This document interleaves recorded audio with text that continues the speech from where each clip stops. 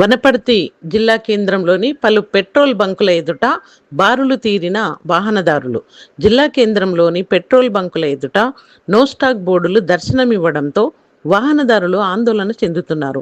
Petrol, diesel లేదని సామాజిక మాధ్యమాల్లో రావడంతో వాహనదారులు బంకుల ఎదుట క్యూలైన్లు కడుతున్నారు. రాబో రోజుల్లో పెట్రోల్ కొరత ఏర్పడుతుందనే అనుమానంతో భారీ ఎత్తున వాహనదారులు పెట్రోల్ బంకుల ఎదుట బారులు కడుతున్నారు. దీనిపై ఇటు అధికారులు కానీ, అటు నిర్వాహకులు కానీ స్పష్టత ఇవ్వడం లేదు.